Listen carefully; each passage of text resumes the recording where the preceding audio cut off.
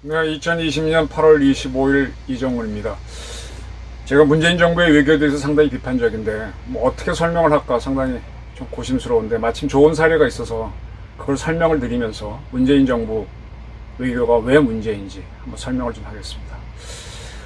우리나라가 박원순 서울시장 자살, 그 다음에 긴 장마, 또 코로나 때문에 계엄령을 선포하겠다는 뭐 그런 사태 등으로 허우적거리고 있을 때 외교가 무엇인지 보여주는 큰 사건이 하나 있었습니다. 중동의 정치 지형이 바뀌는 사건이 일어났거든요. 미국이 이스라엘과 우리가 아랍에미리트 연합이라고 하는 UAE로 약칭을 하죠. 이스라엘과 UAE가 기본조약, 뭐 영어로는 피스 어그리먼트, 평화조약이라고 많이 표현하기도 하던데 기본조약을 체결하도록 했다는 겁니다.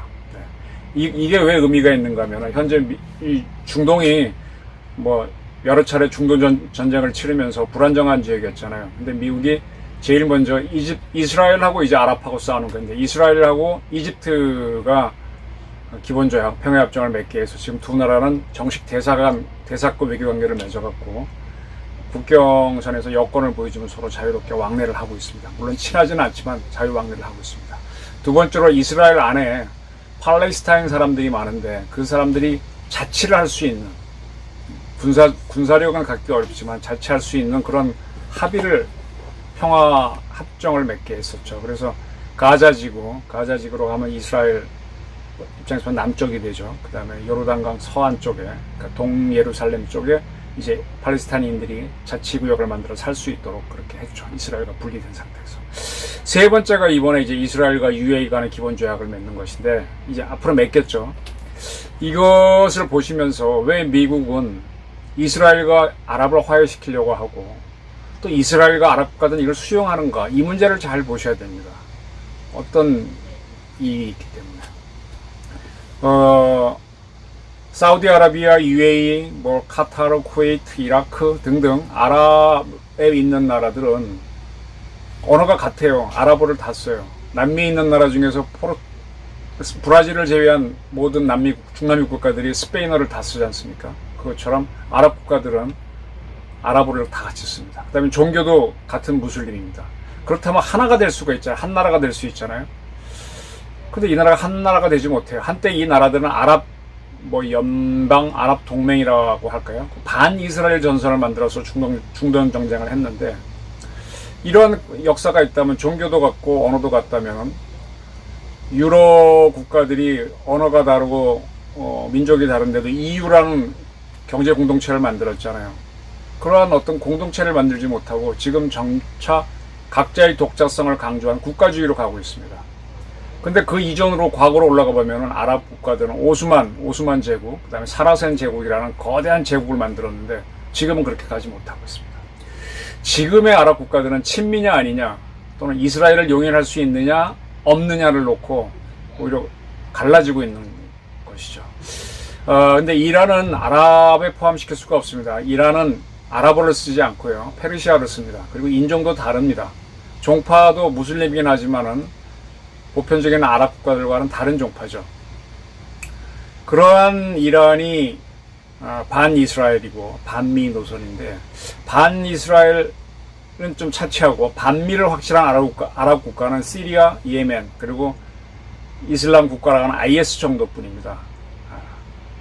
대부분의 아랍 국가들은 어떤 미국과 좀 가까워지려는 모습을 보이죠. 단 이렇게 미국과 가까워지려고 하는 아랍 국가들 사이에서도 상당수의 국민들은 반미 정서를 갖고 있는 건 사실입니다. 그 시리아와 예멘, IS 이런 반미 아랍 국가들은 자주를 외치는 북한 그리고 중국과 가까운다는 공통점이 있습니다. 자, 제가 지금부터 드리는 거는 미국의 힘입니다. 미국의 힘을 잘 모르고 국제 정치를 이야기하면 큰 실수를 하게 됩니다. 세계 질서를 만드는 나라는 역시 미국입니다. 독립변수로서 미국은 세계 질서를 만드는데 그러한 미국을 제대로 알지 못하면은 대한민국은 좀 낫겠다. 문재인 정권은 훅 하고 한 방에 갈 수 있다는 게 저희 판단입니다. 자주가 아무리 좋아도 나라가 망하거나 쇠락한다면 소용이 없습니다. 자주자주 하다가 훅 한 방에 가지 말라. 가게 되면 우리 대한민국도 힘들어진다는 얘기입니다. 근데 자주를 굉장히 좋아하는 사람들이 주사파인데 자주자주 하는데 자주는요, 자세히 보면 자주라는 건 없어요. 미국조차도 완벽한 자주를 하지 못합니다. 미국도 자기네 주권을 죽여가면서 동맹과 협력으로 생존을 모색하고 있을 뿐입니다. 우리나라 헌법에서 대한민국 주권을 얘기했다 그래서 주권을 무조건 요구할 수가 없습니다. 주권은 다른 나라와의 관계에서 제약을 받습니다. 각 나라가 아무 땅이나 저건 내 나라 영토야 그러면은 그 영토를 차지한 나라와 싸워야 되잖아요. 그래서 싸우지 않게 해서 서로 주권을 제한합니다. 다시 이스라엘과 UAE 간의 그 기본조약 문제로 돌아가겠습니다. 8월 13일 트럼프 미국 대통령이 트위터를 통해서 미국과 이스라엘과 UAE가 맺은 공동성명서를 공개했습니다. 그리고 트위터에다가 이스라엘과 UAE가 완벽한 관계 정상화에 합의했다. 오늘 엄청난 진전이 이루어졌다. 우리의 친구인 이스라엘과 UAE 간의 역사적인 평화협정을 맺게 됐다. 그런 트위터를 띄웠죠. 그러니까 이제 외신들은 백악관의 고위 관리를 인용해서 이스라엘이 합병을 논의하고 있던 요르단강 서안지구, 여기가 유대와 사마리아 지역이라는 곳입니다. 에 대한 주권 적용을 중단하기로 합의했다라고 보도했습니다. 예루살렘은요, 예루살렘이 동서로 나눠져 있는데 서쪽은 이스라엘이 처음부터 차지했던 것 같아요. 그리고 동쪽 예루살렘은 팔레스타인 지역입니다.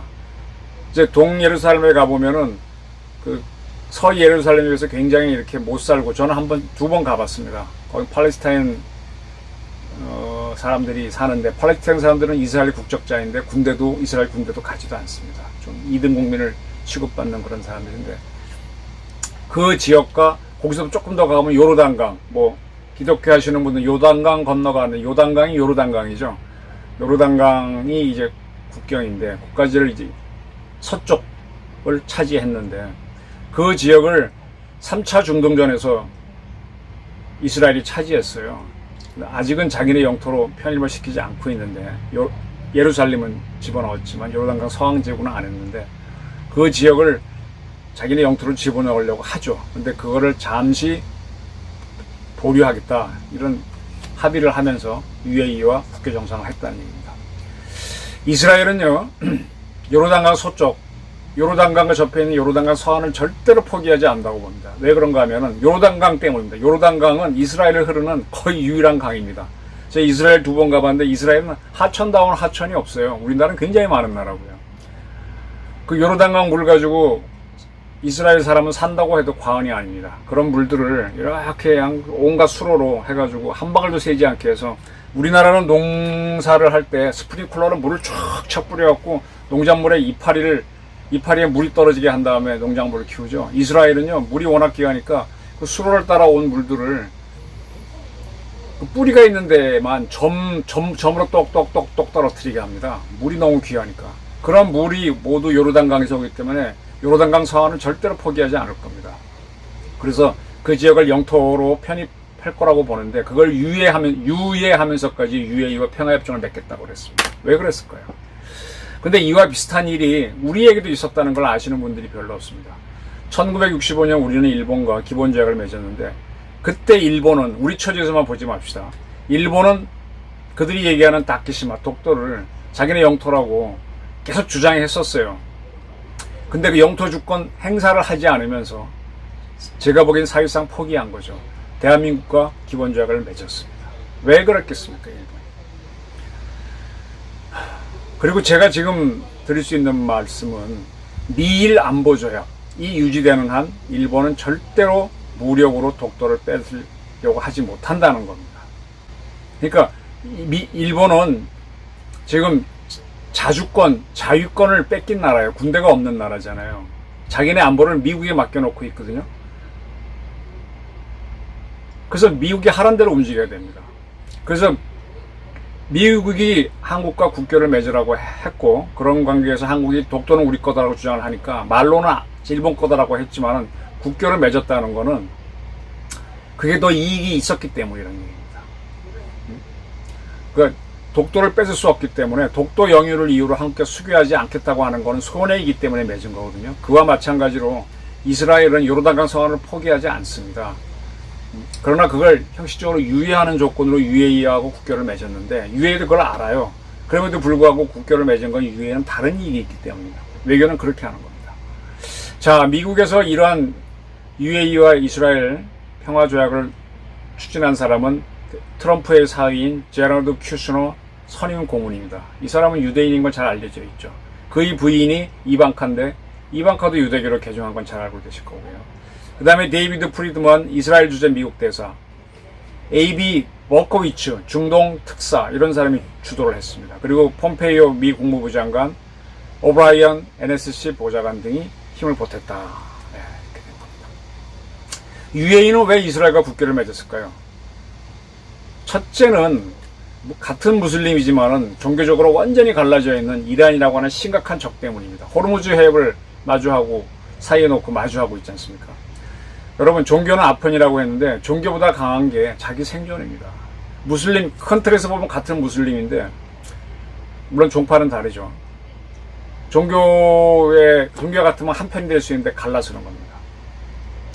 이란을 적대시하는 아랍 국가들은 종교냐 국가의 생존이냐에서 물론 종파가 조금 다르긴 하지만 국가의 생존을 택해서 미국으로 기울고 있습니다. 네. 이란의 적대적인 미국과 함께 이란을 견제하는 승자연합을 구축하겠다는 게 아랍 국가들의 선택입니다. 아랍 국가들은 무슬림이기 때문에 무슬림을 싫어하는 미국과는 종교적으로 절대 맞지 않는데 오히려 종교적으로 통할 수 있는, 물론 종파가 다르긴 하지만 이란이 너무 싫어서 다른 종교를 갖고 있는 미국과 연합을 하는 겁니다. 일본도요. 일본과 한국도 기로에 섰을 때 수교를 한 거는요. 승자연합 때문입니다. 일본 처지에서 대한민국과 수교한 걸 한번 우리가 봐야 되는데 그거는 한마디로 말씀드리면 부산 적기론 때문입니다. 부산의 적기, 공산당 깃발이 올라가게 되면 일본이 위험하다라는 그 논리 때문입니다. 일본이라는 나라는 2차 대전을 일으킨 나라인데 독일, 이탈리아와 삼국동맹을 맺은 건 잘 알려져 있지 않습니까? 그 삼국동맹이 바로 반공동맹, 공산주의를 맞는 그러한 동맹으로 시작된 겁니다. 그러니까 반공동맹, 반대하는, 공산주의에 반대하는 동맹으로 봐도 됩니다. 따라서 제2차 세계대전은 반공국가인 미국과 영국이 공산국가인 소련과 손을 잡고 또 다른 반공국가인 독일, 일본과 싸운 걸로도 볼 수가 있습니다. 이러한 전쟁에서 일본은 연합국에 패배했지만 여전히 반공 노선이었기 때문에 이었습니다. 근데 일본이 과거 러일 전쟁에서 러시아한테 이겼잖아요. 그때 패배한 러시아가 그 후에 공산주의 국가가 되면서 소련으로 확대가 됐습니다. 소련은 또 핵무기까지 가지면서 유엔 안보리의 상임이사국이 됐어요. 그러한 미국에 맞서는 소련이 어느 날 갑자기 일본을 침략할 수 있다는 게 그 당시에 일본의 가장 큰 두려움이었습니다. 따라서 공산주의에 반대하는 나라와는 어떤 동맹을 맺고 싶어 했는데 일본은 미국을 제외한 어떤 나라도 동맹을 못 맺습니다. 일본이 할 수 있는 동맹에 가까운 건 국교를 회복하는 거거든요. 따라서 한국에서 공산주의와 싸웠던 대한민국 정권하고 수교를 하는 걸로 가는 겁니다. 따라서 독도에 대한 다케시마를 자기의 영토로 주장했지만은 강력하게 주장을 하지 않는 겁니다. 한국 너희들이 사실상 가지는데 우리 걸로 좀 해줘, 말로라도 이렇게 하면서 응수적 넘어가면서 우리와 국교를 맺게 되는 거죠. 네. 왜 그러냐? 만약에 대한민국이 무너져서 한반도 전체가 공산주의 국가가 되게 되면은 그 다음에 일본이 매우 위험하고 소련이 일본 침략이 가능하기 때문입니다. 반대로 우리는 6.25 때문에 같은 민족인 북한을 완전히 거부하게 됐잖아요. 그리고 이념과 체제가 같은 과거 우리를 지배했던 일본하고도 수교를 맺게 되는 겁니다. 미국은 그렇게 되고 당연하고요. 우리를 병합했던 일본과 국교를 맺은 겁니다. 이게 이제 국제정치라는 겁니다. 물론 여기에는 미국이 강력하게 한국과 일본이 수교를 맺어라 하고 강하게 요구한 것도 있죠. 무슨 얘기인가 하면 1920년 미국이 이스라엘과 UAE 국교 맺도록 한 것처럼 1965년, 그러니까 몇 년 전인가요? 55년 전에 이미 동북아에서도 미국이 한국과 일본의 수교를 하도록 강력하게 밀었던 겁니다. 그걸 55년 후에 중동에서 다시 재현한 거라고 보시면 좋겠습니다. 대한민국에는 민족주의자들이 많아요. 저도 한때는 굉장히 강력한 민족주의자였는데 대한민국의 민족주의는요 결국은 일본 식민지였기 때문에 일본에 병합됐었기 때문에 항일 반일로 대표됩니다. 근데 항일 반일을 벗겨보고 나면은 그 다음에는 반미가 숨어 있습니다. 네. 그래서 완벽하게 우리가 반일 반미를 해서 민족주의 국가가 된다고 하더라도 우리가 교류를 하지 않고는 살 수가 없잖아요. 그러면 우리는 아무 뭐 친한 나라가 없으니까 누구든지 우리를 침략할 수 있지 않습니까? 그러니까 결국 누구와 친구를 맺고 동맹을 맺게 되는데 누군가 의지를 해야 되겠죠. 우리가 미국과 일본을 벗겨놓고 나면은 우리를 침략하는 나라는 국경을 맞댄 나라니까 결국은 주변 국가가 되는 거죠. 바로 이것 때문에 주체가 이제 어떻게 보면 민족주의인데 주체로 해준 북한도 결국은 중국과 소련에 번갈아 가면서 의지했습니다. 그리고 지금의 북한은요 비핵화를 미끼로 던지면서 미국에 의지할까 하는 그런 의사를 보이고 있죠. 그러니까 작은 나라가 할 수 있는 자주라고 하는 거는 결론적으로 뭔가 하면은 반일을 하든 반미를 하든 뭔가 하면은 동맹을 안 맺는 비동맹 외교를 하는 거예요. 근데 비동맹을 하게 되면은 누가 그 나라에 대해를 잘 살도록 도와줍니까? 잘 살게 도와주는 건 그 나라와 무역을 하는 건데 무역을 하려고 그러겠냐고. 너 비동맹이면 나랑 친구 아니지 무역 안 했게 됩니다. 확실한 친구가 아닌데 지원을 해주는 것. 그건 어불성설입니다. 그건 결국은 중립국가가 하는 거는 무장중립 강국이 되는 건데 무장중립 강국이 되는 건데 무장중립 강국이 되면은 누가 좋아해요? 친구를 만들기 어렵죠. 그리고 이런 나라는 여러 나라를 왔다 갔다 하니까 누구도 믿어주지 않아요. 김정은은요 한때 시진핑하고 사이가 안 좋았어요. 왜냐하면 2015년, 16년 그 이전부터도 박근혜 대통령이 워낙 노력해서 중국 시진핑하고 관계가 매우 좋았거든요. 그래서 중국이 친한으로 가버리니까 그때 아주 김정은의 북한은 아주 반중이었어요. 근데 2017년 김정은이가 우리의 중재라기보다는 자기네 필요성에 의해서 미국의 트럼프를 만나는 걸로 가니까 아주 시진핑은 딱 판을 엎으면서 김정은을 3번 초청하지 않습니까? 네. 그러니까 지금 시진핑 입장에서 보기에는 저 김정은이가 미국한테도 붙고 하니까 할 수 없이 땡기는 거잖아요. 그러니까 비동맹 자주로 가는 북한을 중국이 믿어주겠어요? 난센스입니다. 네. 줄타기 외교를 하는 무장 중립 국가가 세계 최강국이 되지 않는 한 오히려 강국들의 견제를 받아서 오히려 고립이 됩니다. 네.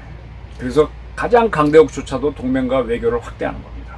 외교는 상식으로 하는 겁니다. 그리고 국부를 창출하는 거는요, 결국은 교역이거든요, 무역이거든요. 무역은 언제 잘 일어나는가 하면 동맹을 맺은 나라끼리 가장 활발합니다. 네.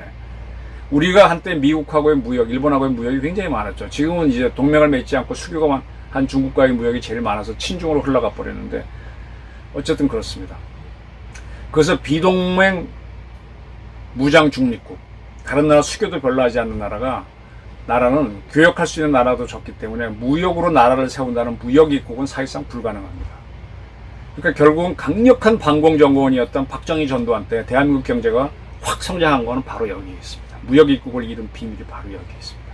근데 자주 노선을 가려면 경제 강국이 되어야 되거든요. 상대적으로 가난한 나라가 되면 될수록 우리가 발전해도 세계가 더 발전해서 우리가 결국 처지게 되면은 자주주식이 높아도 위기에 노출되기 쉽고 국민의 행복도도 올라가지 않습니다. 그렇기 때문에 제가 반복해서 대미자주파의 노선은 이 주사파 노선이잖아요. 반국가적이고 반대한민국적이라고 제가 강하게 비판하는 겁니다. 이런 자들은 대한민국 정부에서 빠져나오라는 겁니다. 대통령일지라도 빠져나와야 됩니다. 대한민국을 위해서. 이승만 대통령은요, 재빨리 이러한 미국이 세계 패권국가인 걸 알아차리고 대한민국을 친미국가로 만들었잖아요. 그런데 민족 자존심을 딱 지켜서 미국과 대등하게 동맹을 했잖아요. 상호 방위 조약. 미국도 어려우면 우리가 도와준다. 이런 식으로 동맹을 맺었잖아요. 일본은 상위 방위 조약이 아니라 패전 국가이기 때문에 미국으로부터 일방적으로 안보를 지원받고, 물론 이름만 그렇습니다. 그런 안보 조약이잖아요. 상호 방위 조약이 아닙니다. 이러니까 이승만 대통령은 외교의 귀신이라는 소리를 듣는 겁니다. 박정희 대통령은요, 5.16 군사혁명을 성공시켰잖아요. 굉장히 강력했잖아요. 그래서 한국 내에 굉장히 반일 민족주의가 있음에도 불구하고 그걸 억누르고 일본과 기본조약을 맺어내는 겁니다. 그리고 그때 받은 청구권 자금, 우리는 일본에 스스로 합방된 한일 합방 조약을 맺었기 때문에 뭐 배상금을 받기가 어렵습니다. 근데 거의 같은 금액을 청구권 자금으로 받아내가지고 그걸 토대로 대한민국 경제를 지금 이렇게 일궈내는 기틀을 만들었죠. 그리고 그때 박정희의 과도한 투자로서 이제 경제가 어려워졌을 때 전두환 씨가 집권해가지고 일본으로부터 60억 달러라는 차관을 받아내가지고 구조조정을 함으로 해서 흑자 경제를 만들고 지금 대한민국 세계 탑 10의 국가를 만들어낸 거죠. 그러니까 한국은 이러한 한국이 지금 이제 와서 문재인 정부 때는 무장 중립 강국을 가겠다 이렇게 하더라도 우리는 작은 나라이기 때문에 누구인가 의지해야 되거든요. 결론적으로는 주변 국가 중에서는 러시아는 너무 멀고 하니까 중국에 의존할 수밖에 없습니다. 근데 지난 과거의 역사를 쭉 보게 되면 중국 대륙에 있던 나라에 대해서 우리의 국가들은 웨셀 스테이트 한번 찾아보십시오. 속국이란 뜻입니다. 있었습니다. 네. 신라 때 나온 신라 때 만들어진 이런 비석 같은 거 보게 되면요. 대당 신라국 이렇게 나가는 문장들이 있습니다. 고려 때 만들어진 비석 보게 되면 대송고려국. 조선 때 만들어진 비석은 대명조선국. 이게 뭡니까? 명나라 안에 있는 조선국, 당나라 안에 있는 신라국, 송나라 안에 있는 고려국 이런 식의 표현이 나오거든요. 벨셀 스테이트라는 걸 우리 스스로가 표현했던 측면이 있습니다. 바로 이것 때문에 트럼프를 처음 만났을 때 시진핑이 뭐라 그랬어요? 한국은 중국의 일부라 그랬잖아요. 그걸 트럼프가 밝혔었죠. 그때 문재인 정권은 발끈도 못했습니다. 그러니까 제가 이상하다는 거죠. 그런 시진핑이 한국에 와달라고 목을 메고 있는 게 문재인 정부. 중국 갔다가 그렇게 망신을 당하고 대한민국 기자가 얻어맞고 와도 찍소리도 못 해놓고 왜 그러냐 이겁니다. 우리가 반미 자주를 하려다 보니까 중국에 의존해야 되는 그런 필요성 때문인가? 그러려면 뭐하러 자주를 내세워요? 우리가 종주국을 바꾼다 그러지. 근데 미국은요, 우리가 친미로 가게 되면 우리도 미국에 대해서 베슬 스테이트가 되는 게 맞습니다. 그러나 국경을 맞대고 있으면 강하게 지배를 하게 되지만 지금 태평양이라고 하는 세계에서 가장 넓은 바다를 사이에 두고 있기 때문에 중국처럼 우리를 직접적으로 지배하지 못합니다. 그리고 미국은 특이하게 민주주의를 전파하면서 제국주의를 하는 나라예요. 민주주의를 전파하기 때문에 그걸 수입한 나라에서는 국민들이 발전할 수 있는 기회를 잡습니다. 군주한테 종속되지 않고 더 많은 인권과 부를 누릴 수 있습니다. 그리고 미국은 이 교육 체제를 만들어서 가트라는 체제하고 WTO를 만들어서 경제 발전을 할 수 있는 기회도 주었습니다. 미국은 특이하게요. 이 군주정을 끝내고 공화정을 만들자는 게 인류의 오랜 꿈이었잖아요. 로마가 한번 시도했다가 실패하고 그 다음 수천 년간 하지 못한 거를 유럽에서 막 시도를 하면서 만들어 왔을 때 그 공화정을 하자고 하는 사람들이 식민지로 빠져나왔다가 독립을 하면서 바로 공화정을 만들었잖아요. 그것도 군주정의 냄새가 안 나는 대통령제 공화정을 바로 시작한 나라가 미국이잖아요. 때문에 그렇게 만들어져서 세계를 제패했기 때문에 미국의 제국주의는 군주정을 토대로 발전해온 나라의 제국주의와 다릅니다. 영국의 제국주의와 다릅니다. 민주평화론을 퍼뜨리는 거죠. 네. 근데 중국은 어때요? 중국은 오랫동안 군주정을 하다가 공화정으로 갔습니다. 근데 공화정 세력이 국공내전에서 결국 패해갖고 대만으로 들어가서 지금 공화정을 만들었고, 공산주의 세력은 대륙에 남아서 군주정을 끝내긴 했지만 사실상 군주정과 가장 가까운 공화정인 공산주의를 하고 있거든요. 세습군주는 없지만은 공산당 일당이 독재하는 그런 걸 만들었잖아요. 그리고 나서 이 경제가 미국 덕택에 발전하니까 천하체제라는 걸 만들어서 주변 국가를 속국화시키려고 하지 않습니까? 그러니까 결국은 이 나라의 제국주의는 매우 우리한테 위험하고 부담스러운 겁니다. 그 미국의 제국주의가 훨씬 우리한테는 유리하다는 거죠. 그러려면 미국은 또 어떤 베슬 스테이트를 요구하는 게 아니라 미국의 동맹이 돼달라, 카운터 파트너가 되려고 하니까 그게 우리한테는 유리하다는 겁니다. 문정부에는요, 자주에서 자신이 없는 유사 좌파 정권의 모습을 보이고 있습니다. 문정부는. 네. 자주를 하려니까 미국으로부터 빠져나왔고 친미로 친중 가는 것도 이상하니까 어정쩡하게 유사 좌파의 모습을 보이는데, 이게 언제 드러나는가 하면요, 2017년에 북한이 6차 핵실험까지 하고 막 위협을 했을 때는 겁을 먹었잖아요, 문재인 정부가. 그래서 평창 올림픽이 열리지 않을까 해서 미국한테 매달렸어요. 올림픽 열리게 해달라고, 안전하게 해달라고. 그러다가 이제 북한이 우리 유화적인 제스처를 취하니까 남북 정상회담이 열리고 좋아했죠. 막 깜짝 쇼에 쏘아 넘어간 거죠. 북한이 유화 제스처 만들니까 막 감업하고 문 대통령이 막 도보다리에서 뭐 흥분해서 이렇게 그 흉측한 김정은하고 말이야 만나고 말이야. 그리고 미북 정상회담까지 열려서 남북관계가 호전되자 발톱을 드러냈죠. 전작권을 갖고 오겠다, 유엔사를 해체하자 이런 반미의 길로 갔다가 지금 또 더더큰 쩔쩔매고 있지 않습니까? 제가 이렇게 국제정치를 보면서 영국이란 나라가 세계 변화에 하는 바로미터라는 느낌이 가끔 들어요. 영국이 EU에서 탈퇴하는 브렉시트를 추진했지 않습니까? EU에 탈퇴했는데 그거 할 때 우리는 영국이 왜 저러지? 굉장히 국익을 포기하고 왜 세계화를 포기하지? 그런데 지금 코로나가 창궐한 지금 보니까 영국이 빨랐구나 하는 끄덕임이 있습니다. 그 터키의 국부인 케말 파샤가 터키가 앞길을 어디로 가야 할지 모를 때는 무조건 영국을 따라하라 이런 얘기를 했습니다. 왜 그랬을까요? 영국이 변하면 미국이 변한다는 걸 케말 파샤는 꿰뚫어 봤던 게 아닌가요? 2001년에 9.11 테러를 미국이 당했어요. 이거는 미국이 주도하는 미국을 중심으로 한 세계화가 위험하다, 한계를 보여주는 사건이었습니다. 1991년에 소련이 무너졌죠. 12월 달에. 그러면서 미국 주도의 유니폴라 시스템, 단극 체제, 세계화, 글로벌라이제이션이 시작됐습니다. 근데 그것이 10년 지난 9.11 테러를 맞으면서 세계화가 안 되는구나 하는 이게 조전이었는데 그때 저도 그걸 감을 못 잡았어요. 그리고 트럼프가 2016년에 집권해갖고 무슬림 세력들의 미국 방문을 굉장히 제한하면서 미국 입국하는 절차를 강화했잖아요. 반미 세력을 굉장히 차단했잖아요. 그것도 미국이 세계 질서를 바꾸기 시작했다는 건데 그때 알아차리지 못하다가 코로나가 유행해서 각 나라가 갑자기 다 국가주의로 가면서 국경을 차단하니까 그리고 국가 간에 오가던 항공망이 무력화되니까 세계화는 끝났다라는 게 이제 저도 확실히 아는 거죠.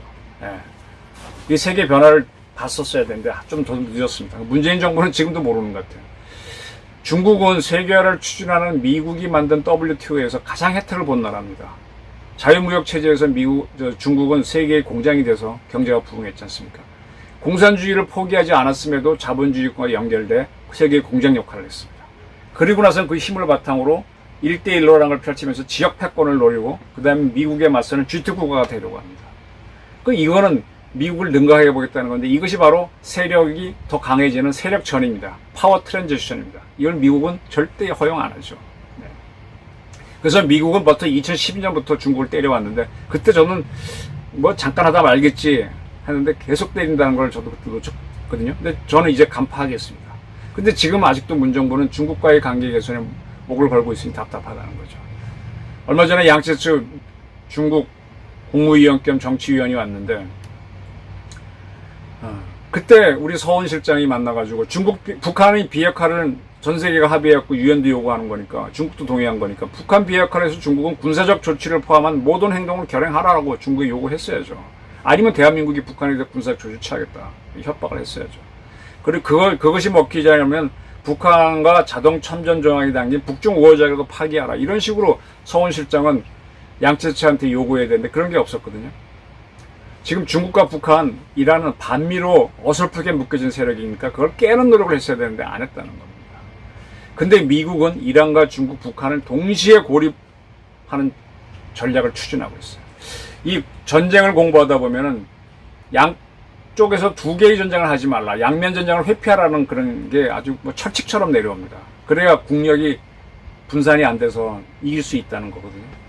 근데 2차 대전 때, 1차 대전 때의 1, 2차 대전 때의 독일은 양면전을 해버렸어요. 소련과 싸우면서, 러시아 싸우면서 프랑스와 싸우고, 그래도 결국 졌죠. 근데 2차 대전 때 미국은 양면전쟁을 했어요.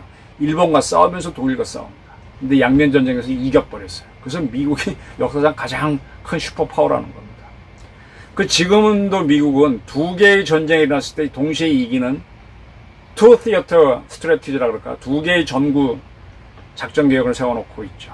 한때는 스윙 전략, 여기를 한자 조져놓고 이긴 다음에 빼서 여기를 한다, 이런 전략도 있는데 미국은 항상 두 개의 전쟁을 양면 전쟁을 피하지 않는 전략을 택하고 있고 거기에 대응할 수 있는 군사력을 준비하고 있습니다. 그래서 강하다는 겁니다. 그러나 군사력으로 하지 않는 외교에서는 3면, 4면 외교전을 마다하지 않습니다. 폼페이오 미 국무장관은요, 지금 가만히 보면 북한 비핵화하고 중국 민주화에 집중하고요. 트럼프 회사인 쿠슈너 선임 고문은 대이란 외교에 집중하면서 이스라엘과 UAE의 국교 정상화를 유도하고 있습니다. 네. 이게 미국의 외교력입니다. 군사력이 워낙 강하니까 가능한 거죠. 저 예루살렘에 2번 가봤는데 거기에 가보면은 통곡의 벽인데 가보게 되면 이스라엘 군인들이 항상 테러가 많으니까 거기 그 안에 있어요. 관광객 보는데 자유롭게 다니면서 보고 있어요. 또 그 옆에는 또 이슬람 사원이 있고요. 또 지하 무슨 예배소도 가봤는데 거기에는 뭐 동방정교회, 천주교, 기독교, 무슬림 다 와서 순서대로 막 기도해서 좀 겁이 좀 나더라고요. 그렇게 종교가 섞여 있는 데인데 그러한 예루살렘을 2017년도에 트럼프는 이스라엘의 수도로 인정한다고 하는 발표를 했습니다. 바로 종교 분쟁이 터질 수 있는 그 지역입니다. 그 예루살렘은 67년도 3차 중동전에서 이스라엘이 동예루살렘과 함께 요르단강 서안까지 차지하면서 팔레스타인 수도로 삼고 있던 동예루살렘을 점령하면서 서예루살렘과 합쳐갖고 이스라엘 수도로 선포했었습니다. 그러나 어떠한 다른 나라들도 예루살렘을 이스라엘의 수도로 인정해주지 않았거든요. 이스라엘은 자기 스스로만 예루살렘을 수도라고 주장했는데 그 이스라엘의 수권을 트럼프가 들어준 겁니다. 이거 왜 그랬을까요? 이스라엘 보고 아랍 등에 있는 반미 세력과 싸우라는 암시죠. 저는 이스라엘 예루살렘에 있는 외무성을 방문해 봤는데 밖에 그냥 담이 성처럼 쌓여 있습니다. 안에 들어가도 역시 창문이 적은 방어하기 좋은 구조에 있습니다. 이스라엘은요, 예루살렘을 수도로 하지만은 텔아비브가 국제적으로 훨씬 유명합니다. 그쪽이 국제도시입니다. 이스라엘로 들어가는 모든 공항은 글로 들어가고 경제 기업들도 다 그쪽에 있습니다. 정치만 이쪽에 있습니다. 이스라엘은 팔레스타인인들의 소유가 있고 테러가 있는 예루살렘의 수도를 뒀기 때문에 거기에 철옹성 같은 청사를 만들어 놨습니다. 이거는 예루살렘을 뺏기지 않겠다. 예루살렘은 이스라엘 수도라는 강력한 주장이죠. 근데 우리 문재인 정부는 세종으로 행정수도를 옮기겠다 그랬습니다. 이유는 부동산 땅값, 서울의 부동산 땅값이 비싸서 그렇다는데 세상에 땅값 때문에 수도를 옮기는 나라가 있나요? 박정희가 대통령이 과거 충남권으로 수도권 이전을 검토했던 거는 카터가 주한미군 철수하니까 대한민국 방어 차원에서 검토했던 거죠. 지금 주요 국가들은 한국이나 이런 나라들은 내게 텔아비브에 대사관 두고 있습니다. 네. 자, 근데 UAE는 이스라엘과 수교하는 조건으로 미국에게 F-35 판매를 요구했습니다. F-35는 아랍의 맹주인 사우디아라비아도 아직 도입하지 못한 무기입니다. 사우디아라비아는 F-15만 갖고 있습니다. UAE는 F-16을 갖고 있죠. 근데 우리 대한민국은요, 영국, 호주, 이탈리아, 네덜란드, 터키, 덴마크, 노르웨이, 캐나다, 이스라엘, 일본과 더불어 F-35를 갖고 있는 10개 국가 중에 하나입니다. 네. 그렇다면 미국은 F-35를 아무나 안 판다는 얘기거든요. 미국이 F-35를 갖고 있는 대한민국, 사드가 배치된 주한미군을 갖고 있는 대한민국이 반미로 가도록 절대로 허용하지 않는다. 문재인 정부는 그걸 알고 행동하십시오. 반미로 가게 되면 한 방에 훅 하고 갑니다. 근데 우리나라 언론에서는 이스라엘이 UAE에 대한 F-35 판매를 강하게 반대한다, 이런 투로 보도가 나왔어요. 그래서 과연 그런가 하고 살펴봤더니 네타냐후 이스라엘 총리가 8월 18일 평화협약은 미국과 UAE 사이의 무기 거래에 대한 약속을 포함하지 않는다, 이렇게 얘기했습니다. UAE하고 이스라엘이 평화조약 맺는 거는 미국과 UAE 사이에 F-35 판매하는 거는 상관하지 않는다, 얘기했습니다. 그리고 UAE 국무장관도 8월 20날 미국이 F-35를 UAE에 판매하는데 이스라엘은 모든 장애물을 없애야 하고 이는 정당한 우리 요구다. 이스라엘과 평화협약으로 F-35 구매가 더 순조로워져야 한다, 이런 얘기를 했습니다. 과거 일부 중동 언론은요, 이스라엘이 F-35를 띄워갖고 시리아는 뿐만 아니라 이라크와 이란 영공도 침범했다. 나중에 이란이 그걸 알아차렸다는 그런 확인되지 않은 보도를 종종 냈었기 때문에 F-35는 그 지역에서도 신호가 담긴 비행기입니다. 그걸 UAE가 도입하는데 이스라엘은 반대하는 듯 하지만 반대 안 한다는 겁니다. 그리고 8월 24일 날 이스라엘을 방문했던 폼페이오 국무장관은요, 네타냐후 총리를 만난 다음에 미국은 이스라엘이 중동에서 군사력의 질적인 우위를 유지해야 한다는 점을 계속 보장할 것이다. 이스라엘의 유리함을 회수하지 않고 UAE에게 군사적 도움을 주겠다. F-35 판매하겠다. 그리고 이스라엘은 다른 거 주겠다. 이렇게 한 거죠. 그러면 그때 네타냐후 총리는 뭐라 그랬냐. UAE에 미국이 첨단 무기를 판매하는 것을 이스라엘이 수용한다는 내용은 평화협약에 포함되어 있지 않다. 알아서 하십시오. 네. 그러나 큐슈너 이제 선임 보좌관은 CNN과에 출연해서 UAE는 F-35를 보유하고 오랫동안 노력해왔다. 그건 그쪽의 요청이란 얘기죠. 미국은 이스라엘 안보에 대한 우리의 책무를 지키면서도 이란에 맞선 UAE의 국방력을 계속 향상시켜줄 것이다. 이렇게 얘기했습니다. 결국은 뭡니까? 이스라엘은 UAE에 대한 미국의 F-35 판매에 반대하는 척하면서 판매하게 하고 대신 미국으로부터 뭔가 다른 걸 받아야 하는 거죠. UAE는 뭡니까?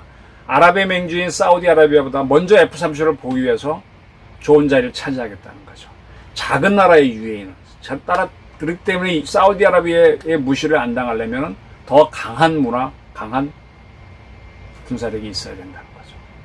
UAE는요, 무슬림 국가 중에서는 터키 다음으로 F-35를 구입하는 거고, 아랍 국가 중에 최초로 F-35를 구입하는 나라가 될 겁니다. 이 터키도 재미있는 나라예요. 터키는 무슬림 국가인데 인종은 또 다르죠. 여기는 또 투르크족이지 않습니까? 투르크족은 돌골족이라고 말씀드렸고, 터키는 일찌감치 이스라엘하고 수교를 해서요. 이스라엘은 영토가 너무 좁아서 공군기 훈련할 데가 없습니다. 우리나라 경상북도보다 약간 더 크니까. 그래서 공군기들을 터키에 보내서 터키 영공에서 훈련합니다. 터키가 이스라엘 가깝습니다. 근데 국민들은 서로 안 좋아해요. 참 특이하죠. 네. 미국의 처지에서는 F-35 가지는 이스라엘과 UAE, 그리고 F-15를 갖고 있는 사우디아라비아가 모두 반 이란이잖아요. 그렇게 이런 나라들이 이렇게 딱 이란을 견제해주고, 그 다음에 언젠가는 F-35를 사우디도 판매하겠죠. 이렇게 함으로 있어서 이란을 견제하는 게 미어 쉐이머 교수가 얘기한 역의 균형 전략을 펼치는 거죠. 그죠? 그래서 바로 이겁니다. 이게 전략입니다. 이 미국의 전략이고, UAE는요, 사우디아라비아하고 좀 친하지만 거기에 무시받지 않기 위해서 F-35 먼저 구입하려고 그러죠. 그것뿐만이 아닙니다. 한국으로부터 원전을 도입했습니다. 그건 다 아시잖아요. 그리고 그 1호기를 8월 19일 날 정식으로 상업발전 들어가서 전기를 생산해 판매하기 시작했습니다. 우리나라 언론은 작게 보도했는데, 네. 이제 사우디나 한국 등 몇 나라를 대상으로 원전 도입하겠다는 이제 협상을 이제 하고 있는 단계입니다. 그만큼 UAE처럼 빨리 움직였는데, 이 동북아시아로 문제로 오게 되면 우리는 중국, 일본 사이의 작은 나라죠. 그러면 UAE처럼 보다 빠르게 선택하고 보다 빨리 국력을 올려야 되고 보다 빠른 군사력과 경제력을 가져야 됩니다. 근데 문재인 정부는 자꾸 우리의 의무복무 기간을 줄이고 원전을 죽이는 정책을 택하고 있습니다. 그러니까 이 정부가 잘못됐다는 겁니다. UAE가 잘하는 겁니다. 자, 다시 말씀드리지만 이스라엘은 요르단강 서안을 절대로 포기하지 않습니다. 그러나 과거에 이집트와 수교를 맺을 때는 이집트하고 전쟁해갖고 이스라엘 영토보다 훨씬 큰 시나이 반도를 다 차지했었잖아요. 그걸 돌려주고 평화조약을 맺었어요. 근데 UAE하고는 직접 전투를 하지 않은 단계이기 때문에 요르단강 서안을 영토로 합병하지 않겠다, 유예하겠다는 것만 하고 국교를 맺게 했으니까 이스라엘은 손해가 아니죠. 그리고 이렇게 하게 되면은 지금 사우디아라비아가 하고도 언젠간 수교를 할 수 있게 되죠. UAE는 반대로 F-35를 앞으로 보유할 수 있게 되고 미국의 지원을 받게 되니까 안보에도 유리하게 되죠. 그리고 UAE 국민들은 이런 기회를 갖게 됩니다. 이스라엘 예루살렘에 가게 되면요, 악사 모스크가 있습니다. 저도 정확하게는 모르겠는데 이게 메디나 메카와 더불어 이슬람교의 3대 성지입니다. 여기를 이제 자유롭게 UAE 국민들은 갈 수 있는 거죠. 이집트 국민들도 올 수 있고, 다른 나라 사람들은 조금 불편한데 이제 갈 수 있는 기회가 열리는 거죠. 그럼 이게 무슨 얘기인가 하면, 우리가 뭔가 이게 내 거다, 내 영토다 할 때, 북한이 내 영토다 할 때 전쟁을 통해서 차지하게 되면 상당한 희생을 치르고 내 걸 차지하는 거잖아요. 내 거라고 생각하는 건. 근데 국교를 맺고 평화관계를 맺으면은 희생 없이 내 것은 아니지만 내 것처럼 이용할 수 있는 기회를 가지는 거예요. 그죠? 그러니까 이스라엘과 수교하게 되면 UAE 사람들은 이스라엘 땅에 가서 사업을 할 수도 있어요. 돈 벌 수도 있어요. 전쟁을 피하면서 전쟁으로 얻는 이익을 확보하는 방법이 외교고요. 그 주권이 충돌로 하게 되면 전쟁인데 그걸 피하면서 문제를 풀어가는 게 외교입니다. 이렇게 하면서 국유를 극대화하는 외교를 해야 되죠. 자, 지금 미국 처지를 다시 설명하겠습니다. 미국은 이라크 자유작전으로 후세인 정권을 몰아내고 이라크를 친미국가로 바꿔놨죠. 그 이전에 또 이라크가 침략했던 쿠웨이트를 걸프전 통해서 회복시켜주면서 쿠웨이트를 자기네 동맹으로 만들어놨죠. 근데 바레인을, 올해 바레인도 작은 도시국가니까 거기도 이미 친미국가로 만들어서 미국이 이제 전 세계 5개의 사령부를 뒀는데 중부사령부가 바레인이 있고 5함대가 바레인이 있지 않습니까? 그리고 사우디는 걸프전에 참전했고 했으니까 이미 친미국가고, UAE도 그런데 이번에 UAE를 보다 확실한 동맹으로 확보하게 됐습니다. 그렇게 되면 아랍 국가 중에서 예멘 등 정도, 시리아 제외하면 대부분이 아랍 국가들이 친미로 넘어갔다는 겁니다. 네, 이스라엘과 가까운 미국 편을 들게 됐다는 겁니다. 그러나 사우디아라비아 친미국가지만 그건 정부의 의지고 국민들은 반미가 강해요. 그래서 오사마 빈 라덴이 반미주의자가 바로 사우디 국민 중에서 나왔습니다. 상당히 귀족 출신이었죠. 그건 어쩔 수 없는 거고, 그러나 어쨌든 국가적으로는 미국 편을 만들어 놨다 이겁니다. 자, 이러한 동맹을 토대로 미국은 이란을 확실히 견제해놓고 이란의 무슬림 정권 와해 공작을 펼치는 외교전, 정보전 공작전에 들어간 겁니다. 올해 초인가요? 작년인가요? 이라크에 왔던 이란 특전사령관 술레이마니를 암살한 것이 대표적인 공작전이죠. 이와 비슷하게 미국은 패권을 노리는 중국과 핵을 갖고 위협하는 중국을 견제시킵니다. F-35와 F-15를 모두 갖고 있는 나라가 한국과 일본인데 두 나라로 하여금 중국과 북한을 견제하고 합니다. 그리고 한국에 대해서는 탄두 중량을 풀어준 사거리 800km 이하의 탄도미사일을 한국이 마음대로 개발하라고 해줬습니다. 그리고 일본에는 ICBM으로 전용에 간용한 엡실론 발사체를 이미 개발하게 했고요. 플루토늄을 수출하는 로카쇼무라 제철의 공장을 가동하게 해줬습니다. 이렇게 함으로 해서 중국과 북한을 견제하게 하고, 그리고 한국군과 일본군하고는 동맹체제니까 지금 이쪽에는 미 7함대가 와 있죠. 5공군 둘 다 일본, 7공군은 한국, 86군은 한국, 제3해병공은 일본, 오키나와, 이런 이미 배치한 부대들과 함께 중국, 북한을 압박하면서 두 나라의 공산정권 붕괴를 위한 공작전, 정보전을 펼치는 겁니다. 그런데 이 문재인 정부에는 주사파가, 반미 주사파가 많아서 자주노선을 거리려고 하니까 이게 세계 질서인데 참 제가 보기에는 어이가 없다는 거죠. UAE나 이스라엘처럼 미국의 요구에 맞춰주면서 국익을 극대화하는 노력을 했는데 그게 안 보인다는 겁니다. 세계 질서를 만드는 미국에 부응하면서 우리의 국익을 극대화해야 되죠. 소극적인 반미, 소극적인 친북, 자주노선. 아주 대놓고 반미도 못하잖아요. 또 대놓고 친북도 못하잖아요. 이러한 노선으로 걸으면서 통일이라는 이상한 꿈, 연방제 통일을 꿈꾸는 건 실현도 되지도 않을 뿐더러 실익도 없습니다. 진짜 통일은요, 북한에서 민주혁명이 일어나고 민주혁명을 일으킨 세력이 우리와 하나 되겠다고 선언하는 순간에 평화통일이 이루어집니다. 그렇게 하려면 공작을 해야 되고 정보전을 해야 됩니다. 북한 민주화 공작을 해야 됩니다. 그렇게 하려면 우리 체제를 주입해야 되니까 우리 체제를 받으려고 하는 세력을 펼치는, 지원하는 공작전을 펼쳐야 되거든요. 그럼 우리가 점점 더 잘 살아야 됩니다. 잘 살려면 친미 노선으로 가야 되죠. 근데 문정부는 그렇게 가지 않고 그러한 북한 내의 민주 세력을 탄압할 수 있는 김정은 정권을 지원하려고 하니까 문제인 거죠. 유엔도 김정은 정권에 대한 지원은 물론이고 교류도 하지 못하게 하는데 교류하려고 자꾸 하는 게 이인영 통일부 장관 아닙니까? 양체스 방안에 맞춰 사실 문재인 정부가 미중 사이에 줄타기 외교를 한다면 우리는 위기를 맞습니다. 미국은요, 세계 질서를, 중국을 주저앉히는 세계 질서 재편에 나섰기 때문에 한국이 그런 짓을 하게 되면 강력하게 우리에 들어옵니다. 이인영 통일부 장관이 해리스 미국 대사와 다투는 거는 제가 보기엔 희대의 코미디예요. 민족 해방이라는 이름으로 유산 민족주의에 젖어 있는 주사파들은 이 정부를 떠나라. 특히 외교 안보 분야에서. 외교는요, 이념으로 펼치는 게 아닙니다. 실익으로 하는 겁니다. 실익을 노려서 하는 겁니다. 공산주의자들조차도 전 세계 공산화라는 이념이 있습니다. 그걸 전파를 주장하지만 실질적으로는 양재치처럼 중국 각국의 이익을 극대화하는 노력을 합니다. 제발 대한민국에는 어설픈 좌파 이론가들이 대한민국 외교 안보를 하지 말라는 얘기입니다. 문 대통령은 더 이상 이런 사람이 휘둘리지 마시고요. 미국이 하는 역할을 중국이 할 수 있다. 대한민국에 대해서. 이런 조언을 듣고 대한민국 외교를 하면 너무 애처로워집니다. 외교는 이념이 아니고요. 오로지 실익 추구입니다. 총성 없는 전쟁이 외교입니다. 평화로 문제를 푼 후에는 외교를 통해서 평화로 문제를 푼다면 서로 경쟁적으로 발전해서 더 많이 발전한 나라가 승자가 되거든요. 한일 기본조약 체결하고 55년이 지난 지금 보니까 한국의 1인당 GDP는 일본에 접근합니다. 그러면 55년 전에 있었던 한일 외교전의 승자는 대한민국입니다. 이렇게 하는 겁니다. 전쟁하지 않고.